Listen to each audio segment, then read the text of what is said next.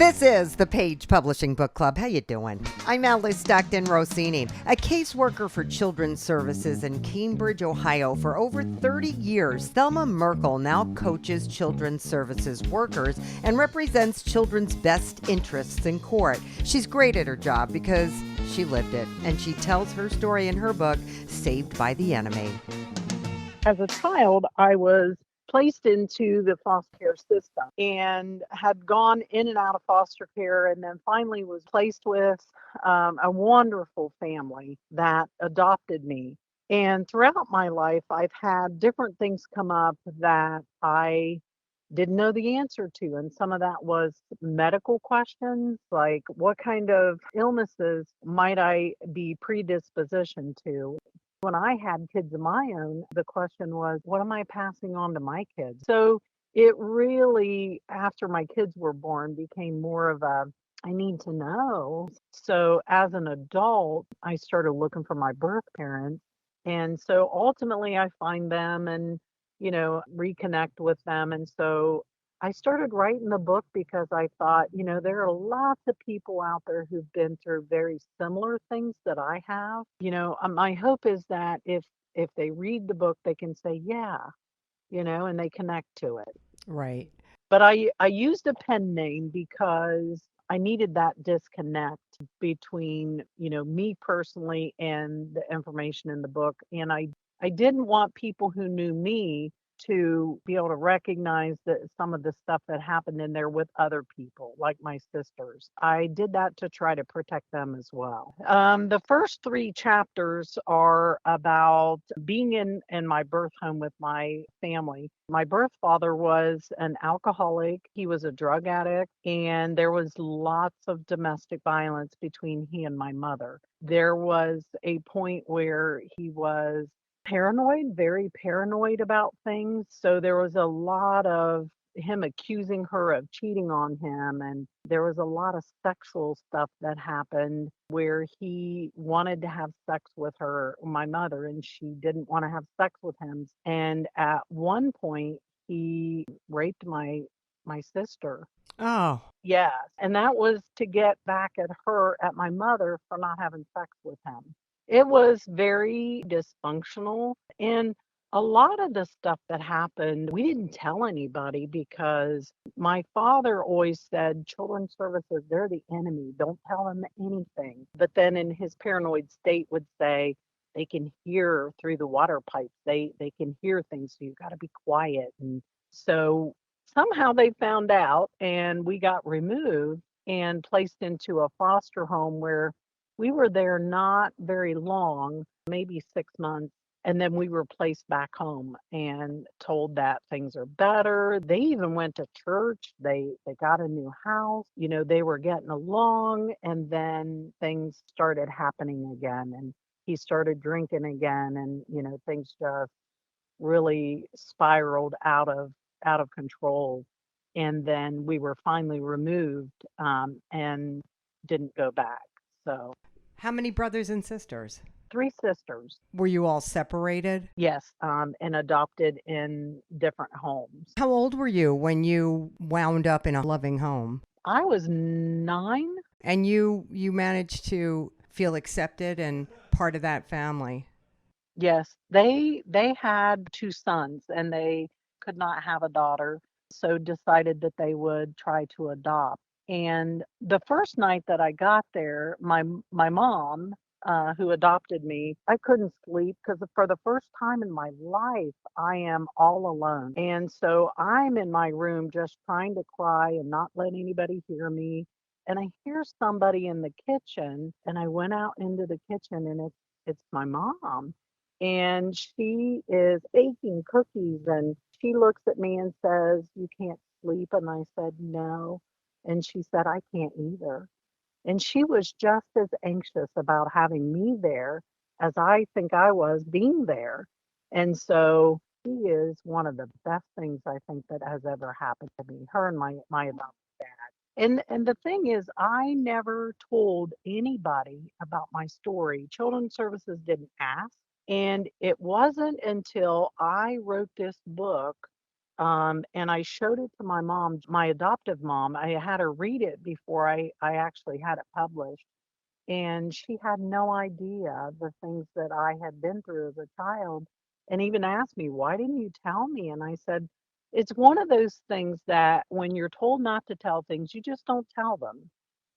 And a lot of the kids that I deal with through Children's Services are told the same thing. You don't tell what goes on in our home. And so these kids don't, unless you ask, they don't tell. And even some of them you ask and, they may tell you, they may not tell you. Well, I hope your story gives others the confidence, to start sharing their stories. Thanks so much, Thelma. Sharon Arellano always wanted to be a writer, but between working full time, raising three kids, caring for, and losing a husband, it wasn't going to happen till now. She's a grandmom, ready to retire and write full time. Her first published book is a children's book. It is entitled The Four Knights of the Square Table. I decided that since I'm a grandmother, my boys, my grandsons are my knights in shining armor. So I wrote the book about my princes, and they turn into knights, and they meet four young ladies that are princesses. And I have four sisters. Three of them are in heaven. And so I only have one sister left, and I use their names as the princesses. So the knights have to rescue the princesses. However, there's a twist in the story, and it winds up being the grandma that makes a difference on saving the princesses. So it's all about being a grandma and the love for your grandchildren and how that changes a heart. So there is conflict. They find behind their castle, there's an old castle in old Ireland called Kilgora is the town, which there isn't a town by that name, but my mother's maiden name was Kilgore. So I kind of made the town through that. And so what happens is there's a dragon in the cave behind the castle that the kids befriend when they're little. But as they grow up and they become knights, they are dragons, they go and save the world from the dragons. And as it turns out, they wind up killing this dragon's parents. So the dragon gets mad, but she also has a daughter. She has a daughter dragon. So what happens is the daughter dragon, when they get older, I said they have to move out and make their own way. But so the mother dragon, mama dragon, is so mad because they killed her parents. So she kidnaps the four princesses. So the knights have to find these princesses. And so Mama Dragon has them hid behind the cave. So the knights finally figured out, and they go to confront her. And she says, if you come anywhere near me, I'm going to kill the princesses. I'll kill everybody. Well, her daughter dragon shows up with her twin grandbabies. And they go, Grandma Dragon, they go running, and they're like, don't die, Grandma Dragon, don't die. And when she sees those grandbabies, her heart changes, and she says, it's over, it's done. Because she don't want to be killed and lose those little grandbabies. So actually, the love of a grandmother is what saves the lives of those princesses. So if you thought this was the prince's biggest challenge, that wasn't. Their biggest challenge is getting married and starting their own families. So then at the end of the book, I show how they got married, they had their children, and one of the last pages on the book shows all their little children. And High Queen Granny, she's head of the castle, which is me. And my husband is High King Papa. And so we kind of go with the journey with them. And then at the end, we're like one big happy family. Oh, Sharon, so much fun. Thank you. A fan of Star Wars and the fantasy genre, Sean Butler got an idea he wanted to run with in 2015, but it took several self-discovery quizzes to convince him he was a writer at heart. So in 2018, he got to work. And now we have the Raven Chronicles Magic Reborn. During the 90s, Star Wars came out with these expanded universe books. It started with Timothy Zahn with the Thrawn series. And he had a lady that became a Jedi. She was basically in the background doing work for the Emperor and things like that. And so, she was this rogue Jedi that was basically an assassin. And so she's always been one of my favorite characters of Star Wars. She was well written, everything like that. So I kind of drew a lot of that into this, where she's not a Jedi, but she's in the medieval realm and she's a bounty hunter instead of an assassin. She lost her mom as a child, or presumably she lost her mom as a child, and she grew up on her own. And so she learned that she had to take care of herself. And so in the process, she learned how to fight. And so she decided, why not be a bounty hunter? She's not tied down to anything. She can move around, as she pleases.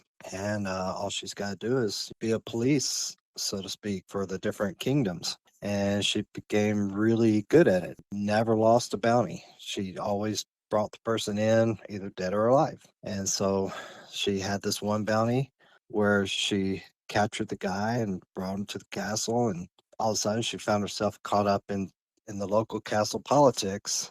And she was supposed to deliver this person directly to the king, but one of the lords of the castle said, no, you can just leave him here, because he was an elf, and the kingdom had just ended a war with the elves, the Palian kingdom.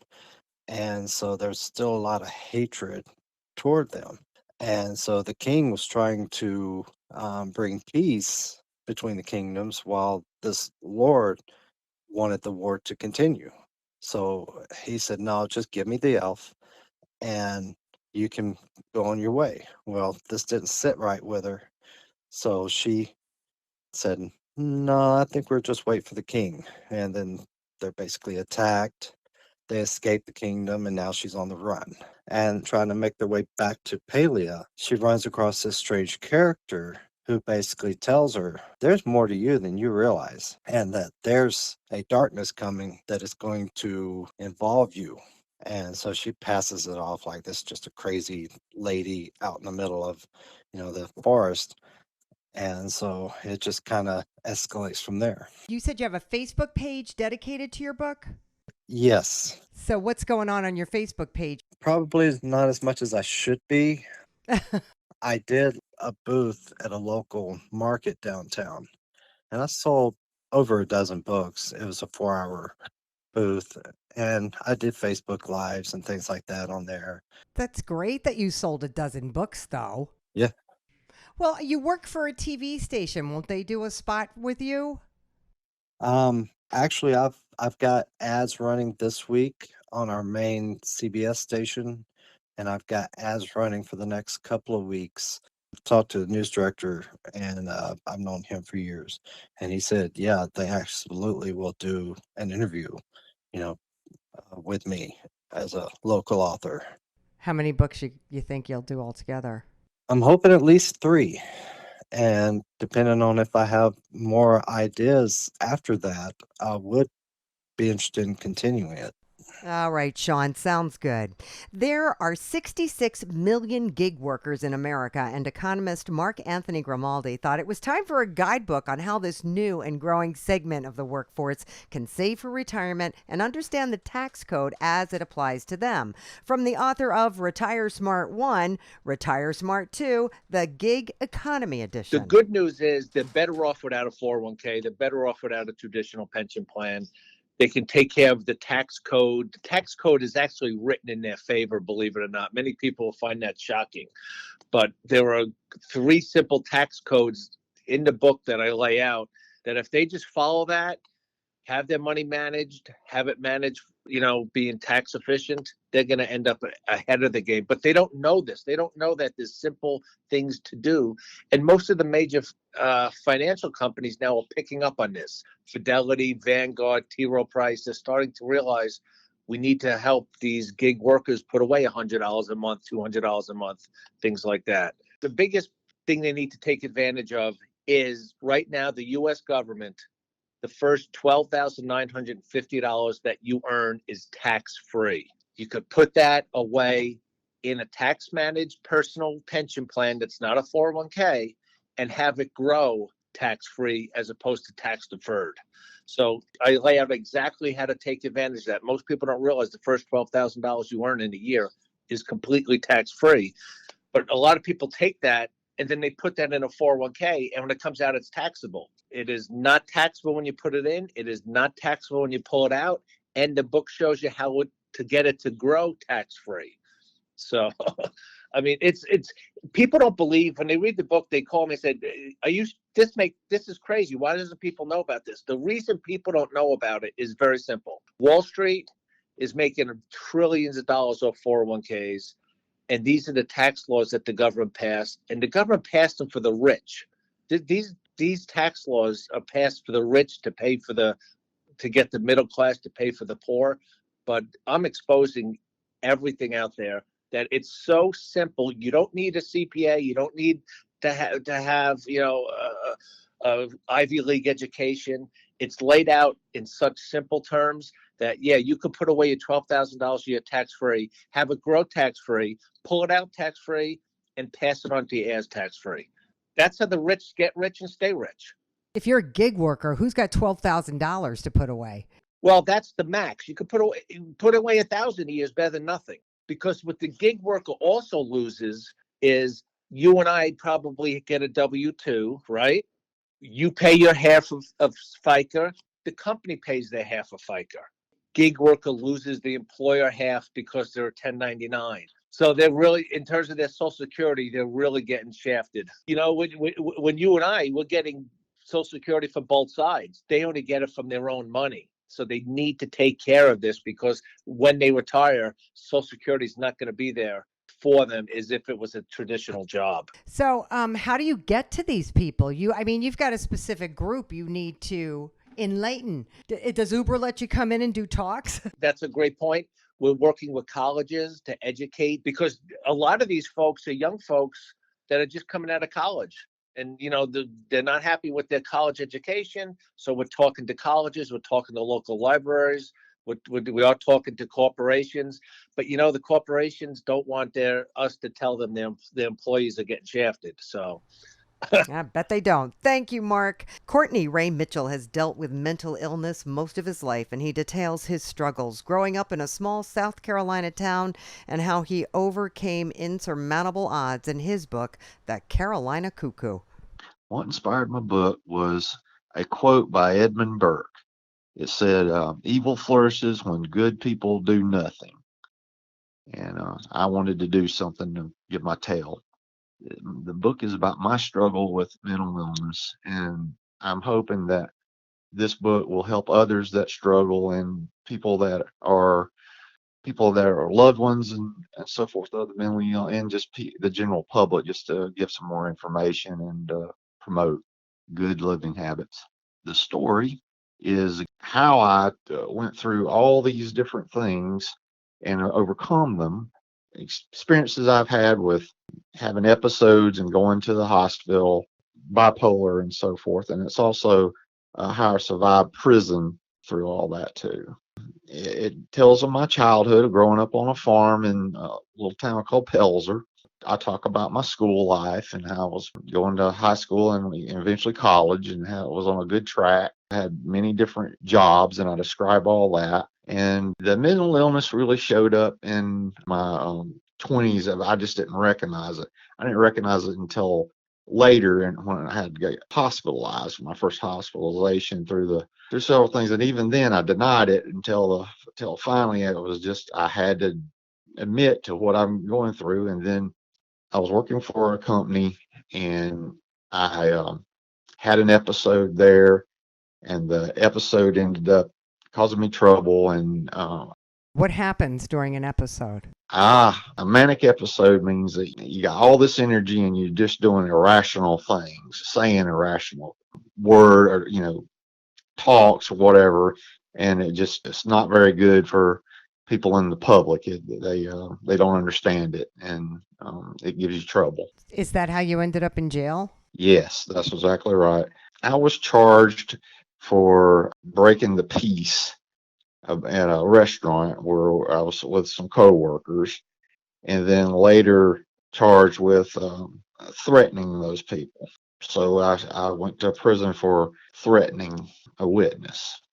I felt like I was a superstar and nothing could stop me. But you lose days, you don't sleep for several days, and it's just a miserable thing. And then there's the lows, the depression, when you just feel like, oh, you just can't get through it. And then I had bouts of suicide even, and that's why I want to prevent that to happen to anyone else, or just let people know that the folks that are mentally ill need compassion.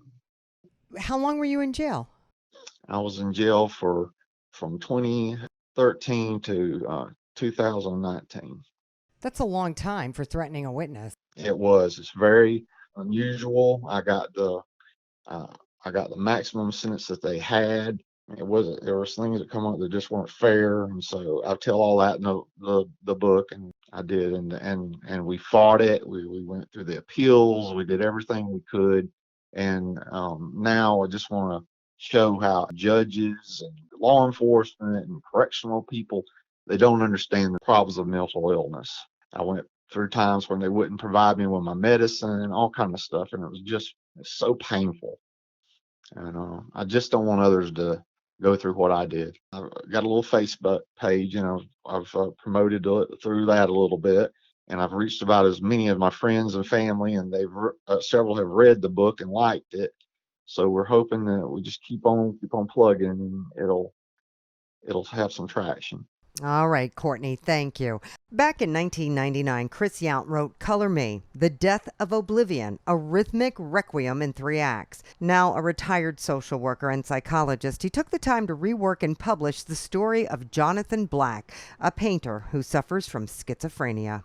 I just wanted to set up a model for schizophrenia, which integrated ancient models of demons, mixed with modern psychiatry, psychotherapy, psychopharmacology. So this painter, Jonathan, at 12, his colors paint themselves in the form of dancers in, solid colored leotards next to the canvas, which is like, for all purposes, just black paint.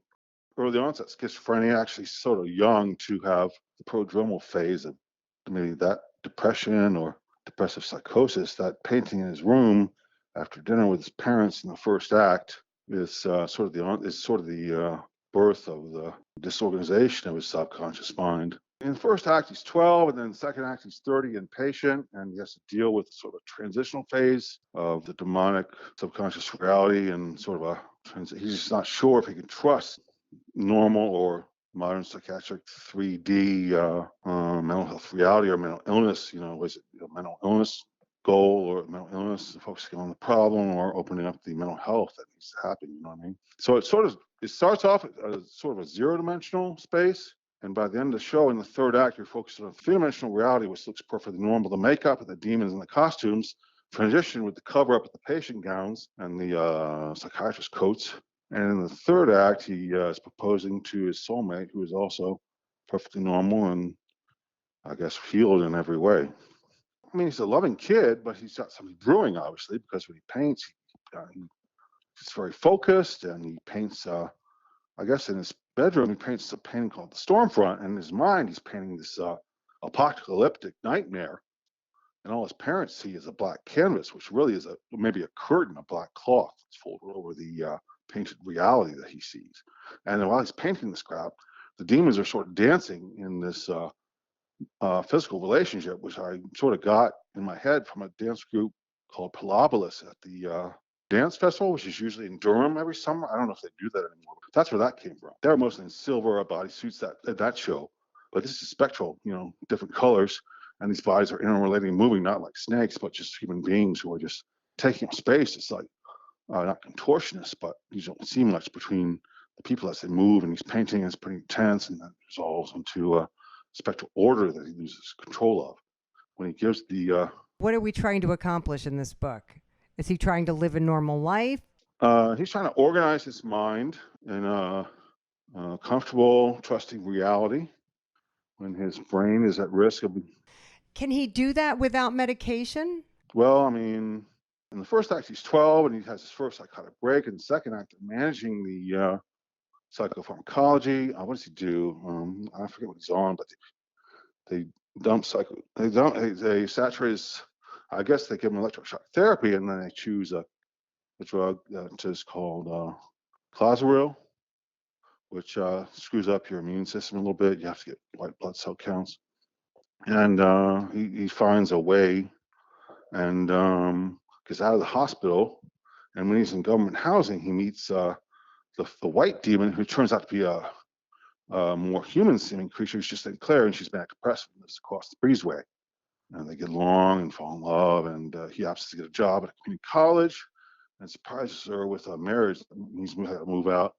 Just a simple job teaching art, and they make it, because in the opening prologue, he's about 44, and he's talking about his wife is pregnant with twins. So it's sort of a what do you call it? Foreshadowing of the success to come. You don't have to worry because the play gets pretty tense. Some food for thought to leave us with as we wrap up another edition of the Page Publishing Book Club. If you want to find out more about our authors and their books, just go to pagepublishing.com. If you missed anything or you want to share the Page experience, go to 710WOR.com and download the podcast. Thanks so much for joining us. I'm Alice Stockton Rossini.